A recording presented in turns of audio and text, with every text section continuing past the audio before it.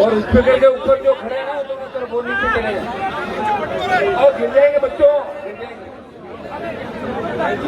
आज सेना के सम्मान के अंदर हमारे लाखों नौजवान इस अग्निवीर का विरोध कर रहे हैं। उस विरोध का परिणाम ये हुआ कि देश के गृह मंत्री का आज बयान आपने पढ़ा होगा। वो ये कह रहे हैं कि अग्निवीर को पेंशन भी देंगे, अग्निवीर को सब कुछ देंगे और वापस भी ले लेंगे, बस वोट दे दो बीजेपी। ये बात हुई नहीं। पहले भी तीनों कृषि बिल लाए, आंदोलन हुए और हमने एनडीए छोड़ के 70 दिन सड़क जाम करी। आप हजारों लोग साथ थे। अग्निवीर के मामले में भी आप तैयार हो जाओ, सेना का सम्मान लौटाएंगे और पूर्व की भांति सेना भर्ती रैलियां कराएंगे। ये देश भारतीय जनता पार्टी के लोगों की बपोती नहीं है। हम लोगों ने आजाद करा था हिंदुस्तान को, तब बीजेपी बनी भी नहीं थी। 80 में बनी भारतीय जनता पार्टी। तो मोहन जी तो ज्वाइन करी होगी 2010 में। कांग्रेस वाला जगह देखो बढ़ गया। तो भाई मैं आपके भी यही कहना कि हमारे इस भाई को न्याय दिलाने के लिए हम पूरी ताकत के साथ लड़ाई लड़ेंगे। आज हम प्रशासन को चुनौती दे रहे हैं। हमारे शिवलाल जी गोदारा ने आह्वान कर दिया कि सारे हाईवे जाम करेंगे। ये तो बीकानेर का हाईवे जाम हुए। कल से ये आंदोलन पूरे राजस्थान के अंदर तमाम जिला मुख्यालयों पे किसान के बेटे और कांग्रेस पार्टी का आह्वान तो सुशीला जी और ये करेगी। मैं राष्ट्रीय लोकतांत्रिक पार्टी के जवानों से आह्वान करता हूं कि कल कांग्रेस और आरएलपी मिलकर हमारे जवान कल प्रत्येक जिला मुख्यालय पे प्रदर्शन करेंगे और आवश्यकता पड़ी तो बीकानेर के अंदर 2 लाख लोगों की रैली करेंगे। इस सरकार की ईंट से ईंट बजाएंगे और दिल्ली की सरकार की ईंट से ईंट भी बजाएंगे। जब तक इस परिवार को न्याय नहीं मिल जाता तब तक हम यहां से हटेंगे नहीं, प्रयास करेंगे। मैं धन्यवाद दूंगा सुशीला जी को, हमारे जिला प्रमुख जी को, विशेष रूप से फिर मंगलाराम जी को, मैया जी को, दीप जी को, बाकी तमाम हमारी लीडरशिप जो नए वाले सारे नेता, सारे प्रभु जी और सारे नए नेता, प्रभु जी आप काम काटने को लायक और जितने भी लोग हैं और सबको धन्यवाद।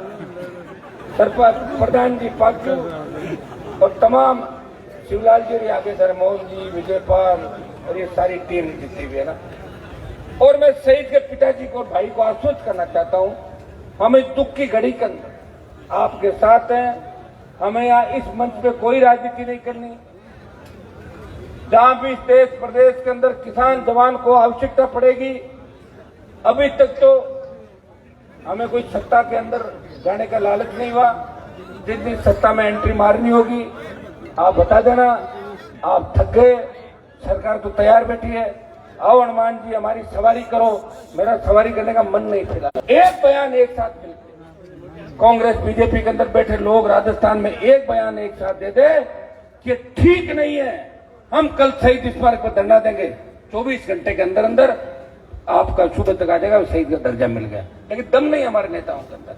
यही कारण है कि हमें जो बच जाते हैं उनको सड़कों में बैठना पड़ता है और जब सत्ता में आ जाते हैं तो भाइयों को, पीछे वालों को भूल कर सत्ता का आनंद लेते हैं। बार बार परिपाटी होगी, एक बार ये एक बार ये परिपाटी चली, इसलिए हम कमजोर पड़ गए।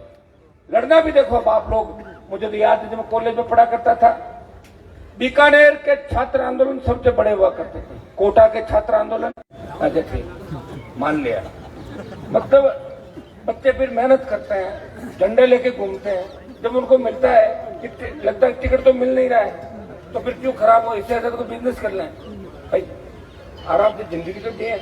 और फिर कई लोग ये भी कहते हैं कि क्या करोगे, हनुमान घूम रहा फालतू में, ऐसे ही घूमोगे। तो डरते भी लोग राजनीति नहीं करते, भाई खराब ही होना।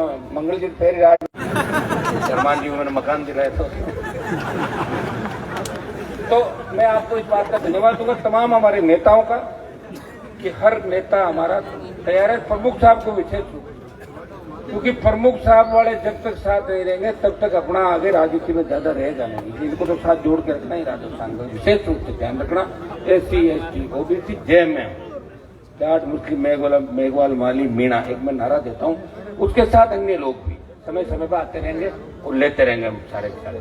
लेकिन इन सबको साथ लेकर अगर हम लड़ेंगे तो निश्चित रूप से राजस्थान की सत्ता पे भी आपका कब्जा होगा। सत्ता के शिखर पे आप लोग बैठ जाओगे। थोड़ा धैर्य आपको रखना होगा। कई परिस्थितियां ऐसी रही, कई हालात ऐसे रहे, हम लोग एक साथ बैठ नहीं सकते, हम लोग एक साथ रह नहीं सकते, दूसरे के पास चले जाते हैं। अपने आदमी को मारने में हमें बहुत आनंद आता है, सामने वाले के पास जाकर फिर रोते हुए आते हैं, यार गलत हुआ भी गड़बड़ कर फिर घर बैठ जाते हैं। तो इन बातों को हमें विशेष रूप से सोचना है। विशेषकर नौजवानों को आह्वान करूंगा कि इसके साथ साथ एक ध्यान रखना, नशे से दूर हमें रहना। अभी जिस तरह नशा फैल रहा है राजस्थान में, भाइयों चिंता का विषय, समाज खराब हो जाएंगे। और जब युवा खराब हो जाएगा ना तो फिर उन समाजों को भी कोई नहीं पूछेगा। ये नारे लगते हैं देश के अंदर, आप गीत गाए जाए, कोई सिख, कोई जाट, मराठा, कोई गोरखा, कोई मद्रासी, फिर कोई नहीं गाएगा गीत। जब आपके लोग लड़ेंगे ही नहीं, कमजोर हो जाएंगे, तो आपको कौन मानेगा? इसलिए आपको मजबूत रहना। मजबूत कौन रहेगा?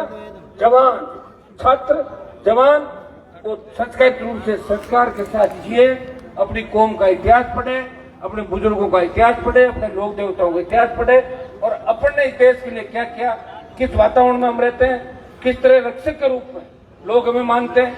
जिस गांव में अपने 20 घर होते हैं, वहां दूसरे समाज ये कहते हैं इस गांव में चिंता करने की बात नहीं, 20 घर जाटा का है, कोई दिक्कत को नहीं, खतरों को नहीं, जाट रहे हमारे गाँव। ये आपको संदेश भी देना है, खाली कहना नहीं है, इस बात का संदेश भी देना है।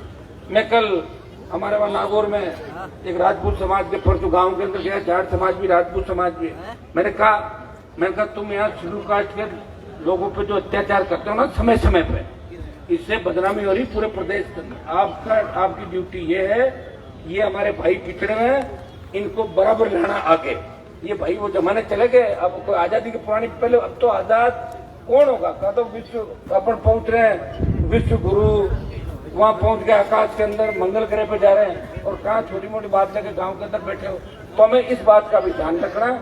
हमेशा बड़े समाज जो उनको अपने साथ, दिमाग खराब है, संकीर्ण मानसिकता उन लोगों को, कह रहे वो तो जाति के इसलिए घूम रहे हैं। तो जाति का तो नाम ही लिखना पड़ता, फार्म भरते हैं, जाति लिखते क्या अपने?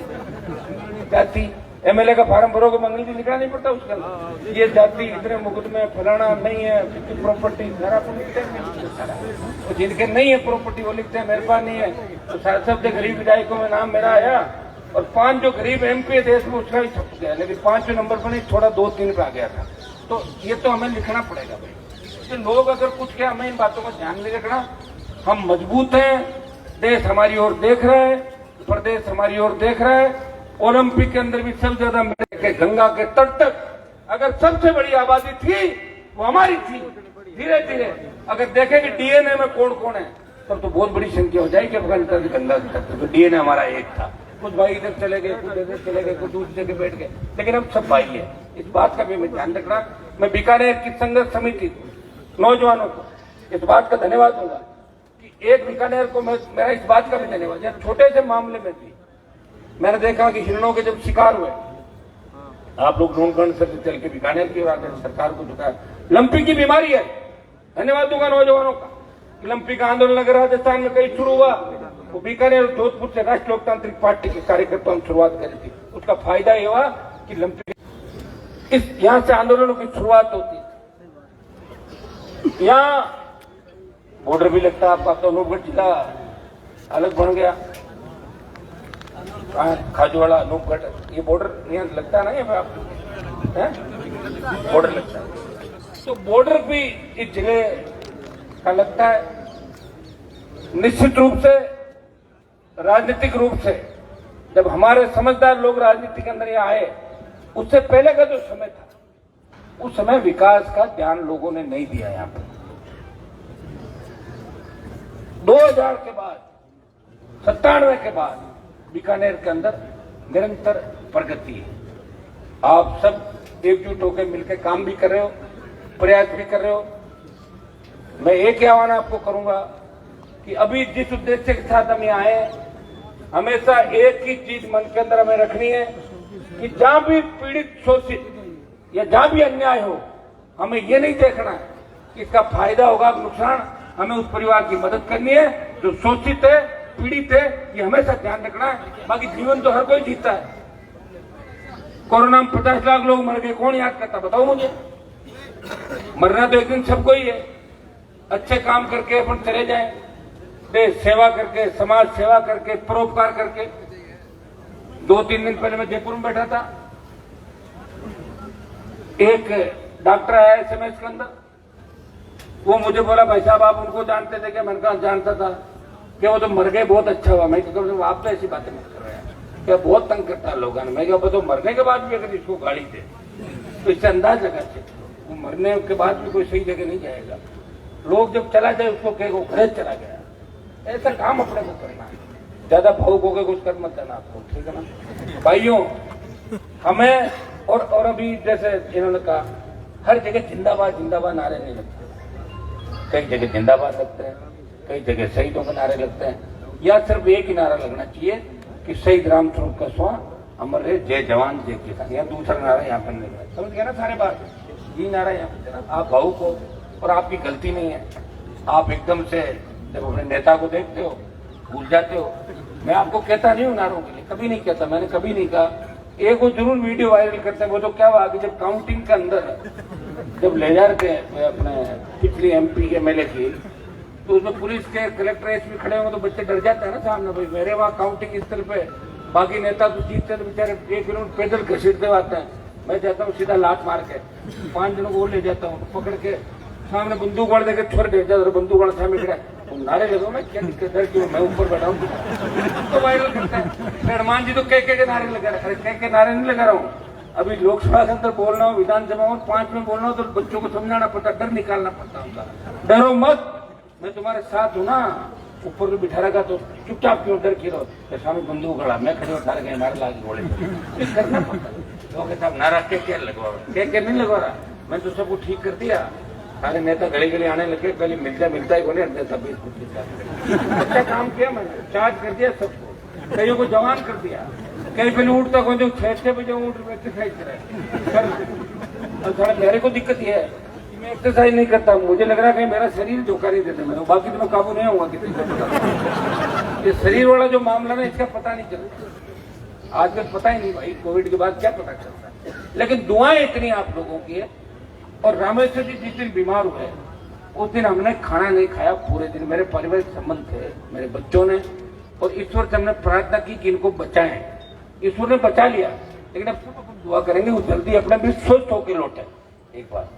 और ऐसा कोई देखिए कुदरती जो करिश्मा होता है ना, कुछ भी हो सकता है। सबसे बड़ा होता है ऊपर वाली निर्णय, दुआएं, और दुआओं से सब कुछ ठीक होता है। आप लोगों की इच्छा थी कि सुशीला जी चुनाव जीत गई, ये दुआएं थी, दुआएं हैं सारी। तो हमारे बीच अगर हमारा नेता रहता है ना, तो आदमी को बहुत अच्छा लगता है। वो खालीपन है, उसको भरने में बहुत जोर आता है। लेकिन मैं आपको इतना विश्वास दिलाता हूँ कि बीकानेर के लोग अपने आप को मुझे आप अपने आप से अलग नहीं समझे। और यहाँ के नेताओं को भी कहता हूँ, मेरे बड़े भाई हैं सारे, मेरे से घबराए भी नहीं। मैं जिस रास्ते से निकलूँ तो मुझे चाय पानी पिलाए बिठा के, ताकि मैं कहीं न कहीं किसी काम आ जाऊंगा वापस।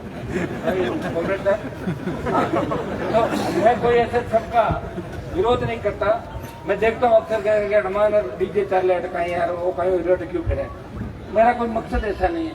मुझे तो इच्छा थी कि मैं सरकार छोड़ूं। मंगल जी मुझे मेरी चिंता करते थे उस समय कि राज में होता है, बात ये भी ठीक कह रहे थे। क्योंकि जब मैंने देखा सीट तो एक ही आई है, 25 साल से लड़के वापिस एक पे ही आ गया, तो 25 साल वापिस कहाँ से लाऊंगा बताओ मुझे। तो 25 साल वापिस ला के फिर 25 साल लड़े आदमी।